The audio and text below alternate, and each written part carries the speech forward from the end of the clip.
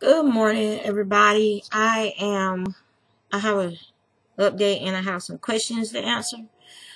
The questions come from Patricia, who recently subscribed to my channel, and they are about spinning. Her first question was, what type of wheels do I use or have? I have a Spinolution B. That is the wheel I use the majority of the time because it doesn't cause any wear and tear to my knee. I have degenerative arthritis, and I had a Kronsky Fantasia, and I loved the wheel. It spun beautifully, silk to worsted, spun just great.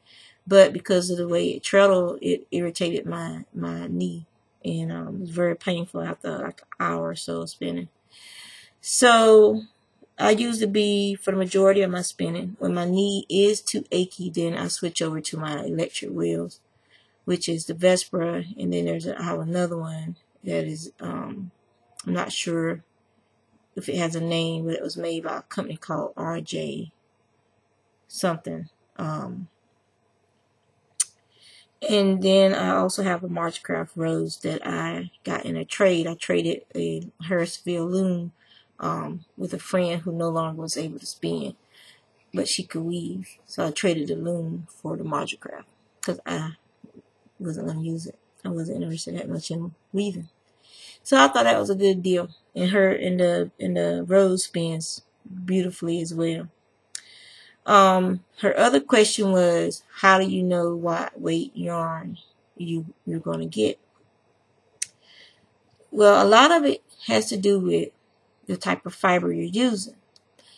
If you're spinning silk, bamboo, long staple lengths, fibers, then you have a better chance of spinning finer yarns, spinning lace weight yarns. And also it depends on the nature of the fiber. If you have a fiber that tends to poof up, then you're going to probably get a thicker weight yarn, or you should probably spin a thicker weight yarn with that fiber because of the nature of the yarn. Something like this Falkland, which is ideal for making socks and hats and things of that nature, would be better for fingering weights and above. I mean, you could spin it lace weight, far be it from me to stop someone from spinning stuff the way they want. But if you take the nature of a fiber into account, then you'll get a yarn that you're happier with in the long run, I think. Also, I know I know my target for a single, because I have it's called a spin control card. I have this, and if I don't have my card with me, then I have my phone. I have an app on my phone called, let me close it so you guys can see it. It's called the iSpin Toolkit. And you can check your angles. It has a WPI gauge on it. It has a calculator on it, like you can they got like a project estimator. So if I wanted to a final yarn with a wraps per inch, so if you know, like if you're a weaver, this comes in handy, I guess. WPI to grist. So just all these nitty-knotty calculator. So a single wrap length. So let's say I have mine is 2.3 yards for my nitty-knotty, and if I have 160 wraps, then that's 368 yards. So that comes in handy when figuring out your yardage using a nitty-knotty.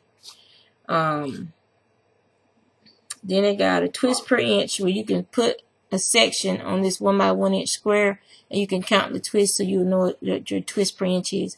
And with hand spun yarn, your twist per inch will vary. I'm just going to tell you that to start with.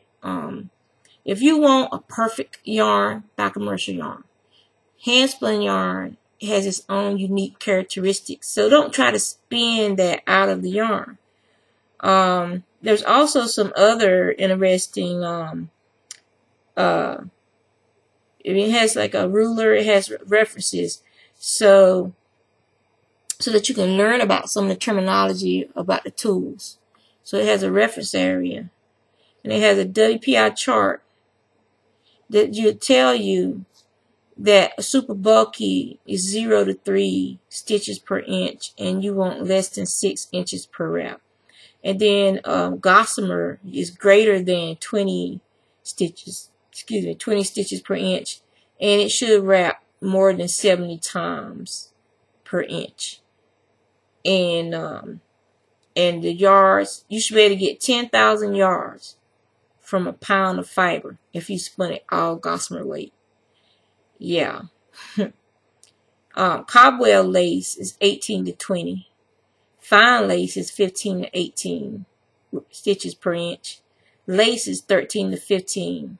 Heavy lace is 9 to 13. And baby weight yarn is 7.5 to 9. Finger weight 6.5 to 7.5. You see there's a range because no one has an exact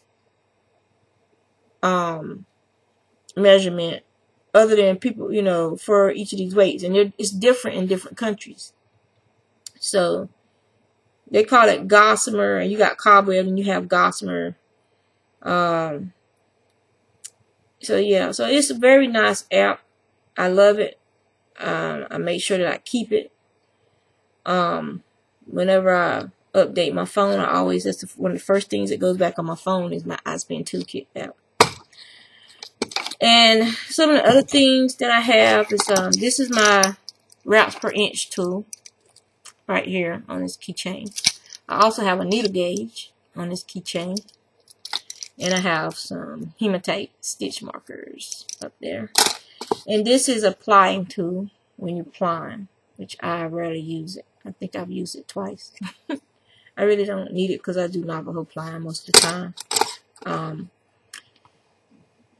The only time that I will spin to ply from multiple bobbins is if I'm doing a 2-ply lace. That's the only times I spin up 2 separate bobbins of a fiber, is to do a 2-ply lace, or if I want to do a barber pole, 2-ply barber pole. Other than that, I prefer to Navajo ply everything. I just love Navajo ply. So that's the answers to those questions. If you have any more questions, feel free to ask them. I will answer them as soon as I can. Crochet wise, I am working on finishing up these last 2 shark socks. This one is, I just got to do the white and then the mouth, the teeth, and then I've already made all of the bits and pieces for the last 2 pairs. So this is the pair I finished last night. So I have, so now I just gotta do these last 2. It shouldn't take long because the time consuming part is making all these little parts.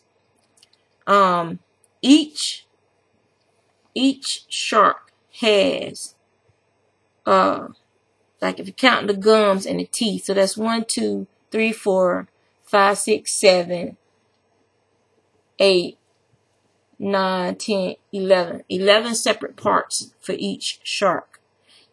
But you can't, I mean, it's just too, as Aaron would say, it's just too stinking cute. You know, you can't knock it. I mean, it's just so fun to put these on, just to play with them. I can't wait to see pictures of somebody actually wearing them and having fun with them, you know. So, I mean, you get some, you get a feeling of satisfaction from making them and then playing with them a little bit. So yeah, so as far as my yarn fast is concerned, in order to finish this order, I had to go buy more gray yarn last night because I was down to my last little bit. I didn't even have enough to finish the parts, so I had to go and get more gray yarn so I could finish the last sock. So yeah. So I guess in a way my yarn fast has ended, but in a way it hasn't, because It's for order. So I'm getting paid to do this. So, you know, you got to get your product out. But I haven't bought any commercial yarns other than yarn I needed to finish projects. So because I like my daughter's blanket, I had to order that yarn and I ordered it from the Knitting Warehouse is the name of the company online, because you never know when they're going to discontinue a yarn.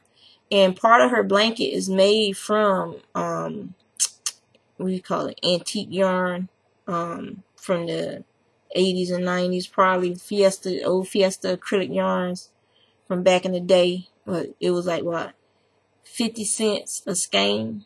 So it's part of 80s and 90s yarn. So part of her blanket is made from that kind of yarn. And then the other part is made from Lion Brand yarns. And I wanted to make sure that I was not going to, well, okay, I'll just wait until my,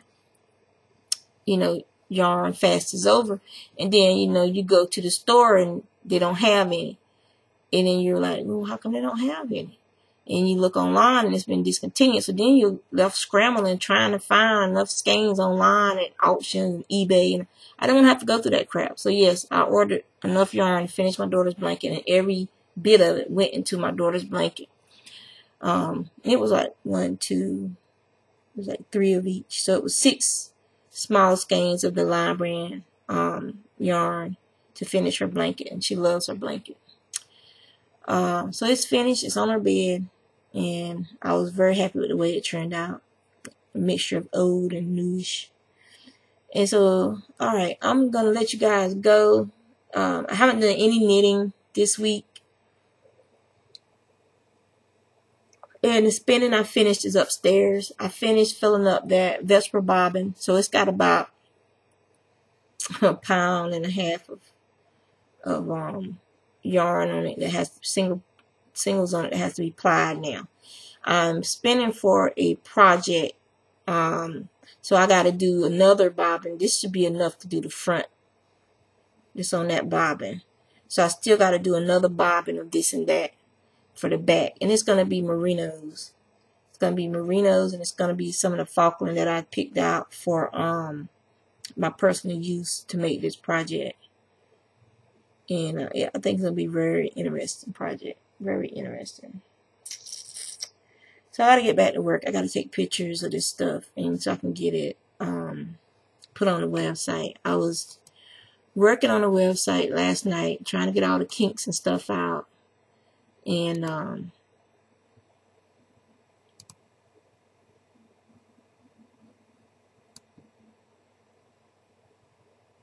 yay, my notary application was approved. I was renewing it.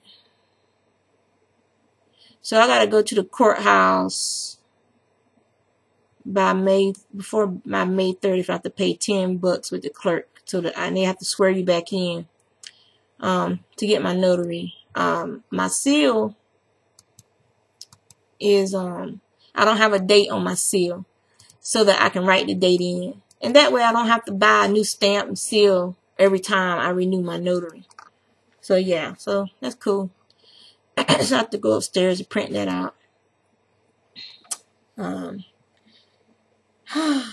It's too much to do in the day.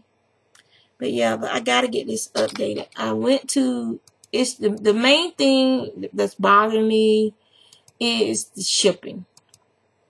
I'm not sure how like Big Cartel and stuff does their shipping. So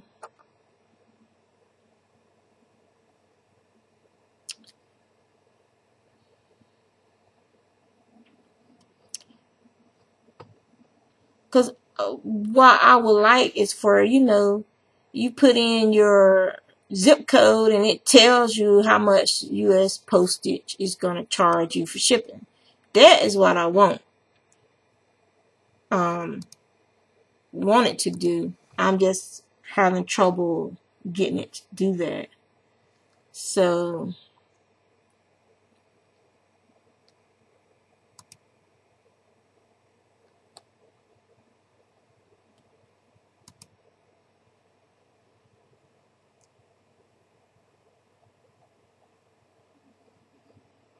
Okay, calculate shipping price. 3, 5, 2, 3. Calculate.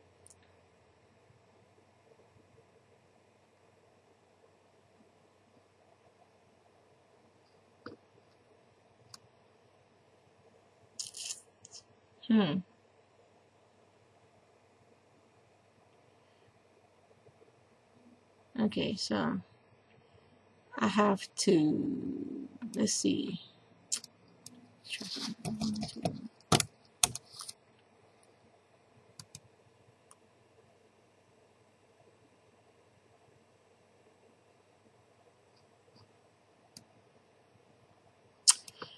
Alright, so yeah, so I still gotta work out the bugs with the shipping. And yeah. Yeah. Shh.